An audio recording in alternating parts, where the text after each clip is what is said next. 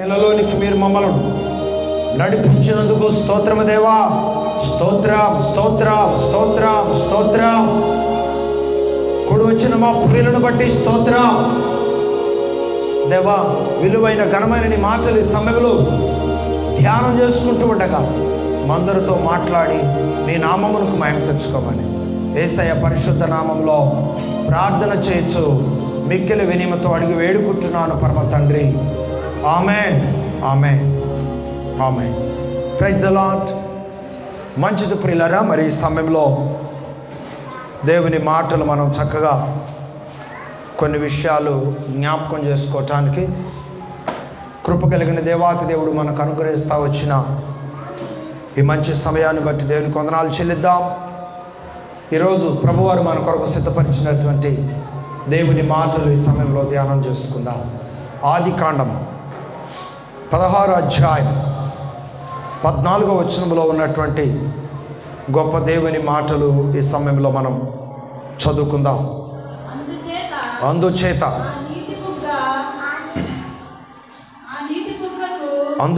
ఆ నీటి బొగ్గకు Baer లహాయి రోయి, Baer లహాయి రోయి అనే పేరు పెట్టబడెను. అది కాదేశుకును బేరేదుకును మధ్య ఉన్నది. ప్రియులారా, మరి చదవబడిన దేవుని మాటలు మనం జ్ఞాపకం చేసుకున్నట్లయితే ఎన్నో ఆత్మీయ సంగతులు ఈ వాక్య భాగం ద్వారా పరిశుద్ధాత్మ దేవుడు మనతో మాట్లాడుతూ ఉన్నాడు. అలనాడు పాత నిబంధన కాలంలో అబ్రహాం గారు తన భార్య అయినటువంటి శారాయి గారు పిల్లలు లేని పరిస్థితుల్లో హాగరు అను తన యొక్క ఐగుప్తురాలైనటువంటి దాసి పట్ల వారు కనపరుస్తూ వచ్చినటువంటి విధానాలు ఇక్కడ మనం గమనిస్తూ ఉన్నాం. హాగరు ఒక అద్భుతమైన భాగ్యాన్ని సంపాదించుకుంది. ఆమె కన్యరాలు, ఐగుప్తురాలు. అబ్రహాము శారమ్మ గారులకు పిల్లలు లేని ఆ సందర్భంలో ప్రియులరా ఆలోచన నెరవేర్చింది. అబ్రహాముతో ఆ విషయాన్ని పంచుకుంది. పిల్లలు లేరు కదా, నా దాసిని నేను నీకు అప్పగిస్తున్నా, సంతానాన్ని కలిగించమని కోరింది. ప్రియులరా, ఎందుకో వారి మధ్య గొడవలు రావటం, ఎలాగైనా ఈమెను ఇక్కడి నుంచి పంపించివేయాలని ఒక భయంకరమైన ఆజ్ఞను ఇవ్వటం జరిగింది. ప్రియులారా, మరి ఆ సందర్భంలో ఆమె అక్కడ నుంచి వెళ్ళిపోవటం జరిగింది. ఎలా వెళ్ళిపోయింది వివరం ఇప్పుడు నేను నీకు చెప్తా. 6వ వచనం చదువుతుంటే కొంచెం మీకు అర్థమవుతుంది. అందుకు అబ్రహాము, ఇదిగో నీ దాసికి నీ దాసి నీ చేతిలో ఉన్నది, నీ మనసు వచ్చినట్లు దానిని చేయమని శారాయితో చెప్పాను. శారాయి దాన్ని శ్రమ పెట్టినందున ఆమె యుద్ధ నుండి అది పారిపోగా. ఇదొక ఘట్టం. ఆ తర్వాత మనము 21వ అధ్యాయంలో ఉన్నటువంటి అది ఒక సందర్భం. ఈ రెండు సందర్భాల్లో ఒక్కొక్క సందర్భంలో ఒక్కొక్క సారాంశాన్ని మనం తెలుసుకోవచ్చు. కానీ ఈరోజు మనం ఇక్కడే ఉందాం. ఇక్కడ వారి ఇరువురికి గొడవ సంభవించినప్పుడు హాగరు అక్కడి నుంచి పారిపోవటాన్ని మనం గమనిస్తున్నాం. ఒక దేవదూత అడ్డుపడి, శారాయి దాసి అయిన హాగరు, నువ్వు ఎక్కడికి వెళ్తున్నావు?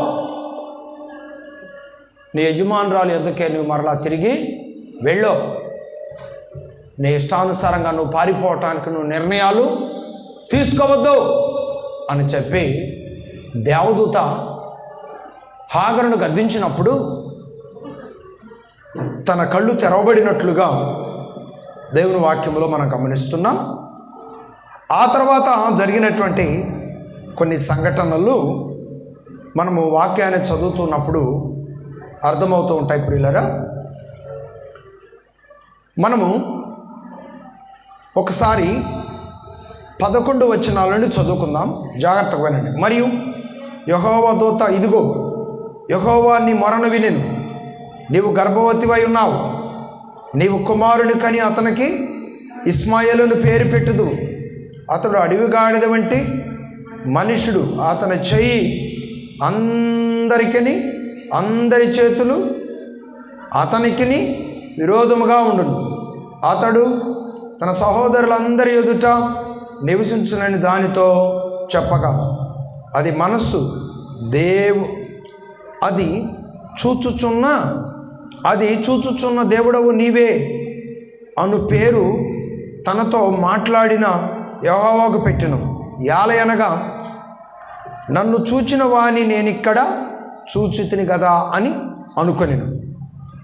అందుచేత ఆ నీటి బుగ్గకు బేర్ లహోయిరోయి అను పేరు పెట్టబడెను. ఒక నీటి బుగ్గ దగ్గర దేవుని యొక్క దూత కనపడి ఆమెను బలపరిచింది.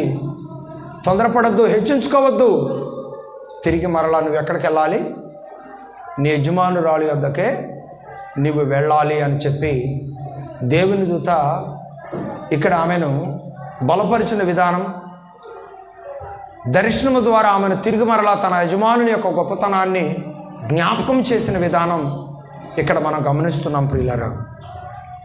ఆ గొప్ప భాగ్యము ద్వారా ఆమె నేత్రాలు తెరవబడిన సందర్భంలో ఆ నీటి బొగ్గకు ఆమె ఒక పేరు పెట్టింది. ఏంటా పేరు? బేర్ లహాయిరోయి అని పేరు పెట్టింది. అనగా దాని అర్థం ఏంటంటే నన్ను చూచుచున్న సజీవుని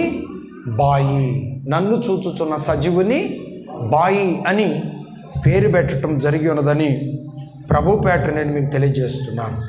ప్రియులరా, సజీవుడైన దేవుడు ఆ నీటి బొగ్గు యొక్క కనపడగా ఆ నీటి బొగ్గకు ఒక సజీవుడైన దేవుని యొక్క నన్ను చూచుచున్న సజీవుని యొక్క బావి అని పేరు పెట్టడం జరిగింది. ఈ రోజుల్లో దేవుని బిడ్డలారా, బావి అనే పదం అక్కడ ఉపయోగించడం జరిగింది. వాస్తవంగా బావి ఎలా ఉంటుంది? చాలా లోతుగా ఉంటుంది. బావి ఎలా లోతుగా ఉంటుందో మానవుని హృదయం కూడా అలాగే లోతైనదిగా ఉన్నదని మనం గ్రహించాలి. అలాగే బావి త్రవ్వే కొలది చక్కని నీటి ఊటలు వస్తూ ఉంటాయి. అలాగే దేవుని బిడ్డలైనటువంటి వారు కూడా వాళ్ళ హృదయమును దేవునికి అప్పగించడం ద్వారా వారిలో ఉన్నటువంటి చెడంతా కూడా తొలగించబడి దేవునికి ఇష్టమైన జీవనదులు వాళ్ళ హృదయంలో ప్రవహిస్తాయి అనే వాస్తవాన్ని ఆత్మీయులైనటువంటి వారందరూ కూడా తెలుసుకోవాల్సిందిగా దేవుని వాక్యం తెలియజేస్తాము ప్రియులరా.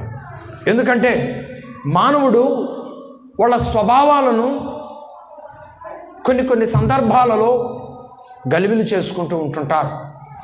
ఎందుకంటే కొంతమంది ఆశీర్వాదంలో ఉన్నప్పుడు ఇంకా ఏదో ఆశీర్వదించబడాలనే ఆలోచన వారిలో ప్రవేశించి సాక్ష్యాన్ని గలిబిలి చేసుకుంటారు, స్థిరత్వాన్ని గలిబిలి చేసుకుంటారు. దేవుని ప్రణాళిక నా పట్ల ఎలా ఉన్నదో అని గ్రహించే విషయాలను గలిబిలి చేసుకుంటూ ఉంటారు కొంతమంది ఏమో దీనస్థితిలో నుండి సంపన్న స్థితిలోనికి వెళ్ళిన తర్వాత తన మొదటి స్థితిని మర్చిపోయి గర్వం అనేటువంటి పరిస్థితుల్లోనికి వస్తారన్నమాట. మరి వారు ఎప్పుడు తెలుసుకుంటారు? దేవుని యొక్క గద్దింపు ద్వారా వారు తెలుసుకుంటారు. అప్పటి వరకు వాళ్ళు తెలుసుకోలేరని కూడా దేవుని మాటల్లో మనం గ్రహిస్తున్నాం ప్రియులరా. చూడండి, మొదటగా ఎవరండి? వాస్తవంగా ఒక దాసి, అన్యురాలు. కానీ శారముకు బిడ్డలు లేని సందర్భంలో ఆమెను శారదీసింది. ఆమె ఆ ఇంట్లో తనకంటూ ఒక గొప్ప స్థానం కావాలి, తానే గొప్పగా ఉండాలనే భావనలోకి వెళ్ళింది. నేను దాసిని అనే భావన ఆమెకు లేదు. ఏ భావన వచ్చింది? నేను కూడా సగభాగస్తురాలని అనేటువంటి భావన ఆమెలోనికి వచ్చింది. ప్రియులరా, ఆ తలంపులు మన జీవితంలో రాకూడదు. పారిపోతున్నప్పుడు శారాయి దాసి అయిన ఆగరు. అంటే తన మొదటి స్థితిని దేవదూత జ్ఞాపకం చేసింది. తిరిగి మరలా నువ్వు ఎక్కడికి వెళ్ళాలి? నీ యజమానురాల దగ్గరికే నీవు తిరిగి వెళ్ళాలి అని చెప్పి ఏమండి దేవుని దూత బలపరిచింది. ఈరోజు మనము కూడా మన జీవితాలను స్థిరపరచుకోవాలి. ఆత్మీయంగా దేవుని సన్నిధిలో స్థిరపరచుకోకపోతే మన స్థానాన్ని మనం కోల్పోయే అవకాశం ఉంటుంది. ఇష్టానుసారమైన స్థానాలను సంపాదించుకోవటానికి మనము తొందరపడే మనసును కలిగి ఉంటామని దేవుని వాక్యం తెలియజేస్తూ ఉంది. కాబట్టి ప్రియులారా, ప్రభువైన యేసుక్రీస్తు వారు ఆయన సంకల్పాన్ని మన పట్ల ఎలా నెరవేర్చాడు? ఆయన శరీరాన్ని మనందరి కొరకు గాయపరచుకోవటం ద్వారా ఏమండి విడివిడిగా ఉన్న శరీరాలన్నింటినీ కూడా దేవుడు ఆయన రక్తములో కడిగి ఆయన శరీరములో ఒక శరీరముగా ఎంచి ఉన్నాడు. కాబట్టి మనందరము కూడా ఆత్మీయంగా ఒక శరీరమై ఉన్నామో, అందులో పాల్గొంటున్నామో, దేవుని మహిమ కొరకు ఏకత్వం కలిగి ఉండాలని దేవుని వాక్యం తెలియజేస్తాం. అది ఆత్మీయ మనసు కలిగించే భావన. కానీ శరీరం కలిగించే భావన రకరకాలైన భావనలు, రకరకాలైన ఆలోచనలు హృదయంలో ప్రవేశించి ఏమండి హృదయమును గలిబిలి చేస్తూ ఉంటాయి. ఇర్మీయా గ్రంథం 2వ అధ్యాయం 13వ వచనంలో దేవుడు ఇలాగ మాట్లాడుతున్నాడు. హృదయం అన్నిటికంటే మోసకరమైనది, అది ఘోరమైన వ్యాధి కలిగినది. ఏమండి హృదయం మోసపోతే ఆ హృదయం కలిగే ఆలోచనలన్నీ ఎలా ఉంటాయి? చాలా చెడ్డగా ఉంటాయి, చాలా మోసపూర్వకంగా ఉంటాయి. జక్కయ్య అలాంటి మనసే కలిగి ఉన్నాడు. తన హృదయంలోనికి యేసుప్రభు మాటలు, యేసుప్రభు తన ఇంట్లోనికి రావటం ద్వారా, తన హృదయంలోనికి యేసుప్రభు మాటలు ప్రవేశించడం ద్వారా ఏమండి తన హృదయంలో ఏం ప్రవహించాయి? జీవజలాలు ప్రవహించాయి. అలాగే బిలాము ఒకప్పుడు తన నోటి ద్వారా దీవిస్తే దీవెనలు వస్తాయి, శపిస్తే శాపాలు వస్తాయి. కానీ ఎప్పుడైతే ఇజ్రాయేలుకి శత్రువులైన వారు అతని దగ్గరికి వెళ్ళి డబ్బుకు ఇచ్చి డబ్బు ద్వారా అతన్ని భ్రమలోనికి నడిపించారు. ఏమైనా మీకు డబ్బు ఇస్తాం, నువ్వు దీవించవలసిన వారిని నువ్వు వెళ్ళి అక్కడ శపించాలంటే డబ్బు తీసుకున్నాడు. ఆ మార్గంలోనికి వెళ్ళిన తర్వాత ఎవరు అడ్డు వచ్చారండి? దేవదూత అడ్డు వచ్చి నిలబడింది. అర్థం కావట్లా. త్వరగా వెళ్ళని గాడిదను కొడుతున్నాడు. ఎదర దేవదూత ఉంటే నేను ఎలా వెళ్ళానని గాడిదే మాట్లాడింది. ఒక మనిషికి బుద్ధి రావటానికి ఎవరు మాట్లాడారు? గాడిద మాట్లాడింది. ఏమండి ఆ మనిషి తన హృదయాన్ని మార్చుకోవటానికి ఖడ్గంతో ఎవరు అతన్ని ఖండించారు? దేవుని దూత ఖడ్గంతో అతన్ని ఖండించడం జరిగింది. వినండి, ఇక్కడ ఆయన ఎవరో దేవుని సేవకుడు. ఆయన దీవిస్తే దీవించబడతారు, ఆయన శపిస్తే శపించబడతారు. అంత వరము కలిగిన వాడే ఒకనొక సమయం వచ్చినప్పుడు దేవదూతల ద్వారా ఖడ్గం పట్టుకొని మరి గద్దింపుకు అతను లోబడవలసిన పరిస్థితి ఏర్పడింది. ఎందుకంటే కొన్ని సందర్భాల్లో ఆస్తి ఎక్కువైనా సేవ ఎక్కువైనా ఏమొస్తుందండి? అహంకారం చెప్పకుండా వస్తుందన్నమాట. కాబట్టి పరిధిని మించి వెళ్ళకూడదు. దేవునికి మహిమార్థంగా నేను ఆయన సేవకుడనే పద్ధతుల్లోనే వెళ్ళిపోవాలి. విశ్వాసి కూడా పరిధి మించి కళలను ఆకర్షణలను కోరుకోవటానికి ప్రయత్నం చేస్తే పరిధికి మించిన స్థానాన్ని కోరుకున్నట్లు. ఈరోజు మన స్థాయిని బట్టి మనం నివాసాన్ని ఎలా ఏర్పాటు చేసుకుంటాము? ఎవరన్నా వచ్చి నిన్ను గనుక ఏమ్మా ఏంటి బయట భలే ఉంటావు, నీ ఇల్లేంటి ఇంకా కొద్దిగానే ఉందంటే, నా పరిధిని బట్టి నేను ఏర్పాటు చేసుకున్నా, నీకెందుకు అంటాం.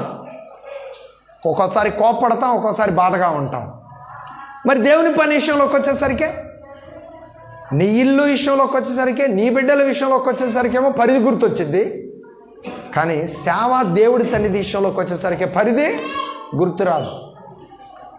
గొప్పగా ఏదో సాధించాలనే తపనతో మేడలు కడతా ఉంటారు. వాటిని ఏమంటారంటే గాలిలో మేడలు అంటారు. ఇంకొకటి ఏమంటారంటే కళ లాంటి స్థితి అంటారనమాట. ఏమంటే రేత్రి కళలో 10 స్టేర్లు బిల్డింగ్ కట్టిన వచ్చినాక 100 ఎకరాలు కొన్నట్టుగా కళ వచ్చిందనుకో, కళ్ళు తెరిసేసరికి నువ్వు ఎక్కడ ఉంటావు? గవర్నమెంట్ ఇచ్చినా ఆ గవర్నమెంట్ ఇచ్చినటువంటి ఆ చోట్లోనే ఉంటావు. కానీ నీ దగ్గర 10 ఎకరాలు పట్టా ఉండదు, లేకపోతే 10 స్టేర్లు బిల్డింగు, అది దాన్ని ఏమంటారంటే కళ అంటారు. దేవుని చిత్తం లేకుండా మనం ఆశించి పరిగెత్తేది ప్రతిదీ కూడా ఎలా మిగిలిపోద్ది? కళలాగే మిగిలిపోద్ది. కాబట్టి ప్రియులారా, మన జీవితమే ఒక కళ లాంటిది.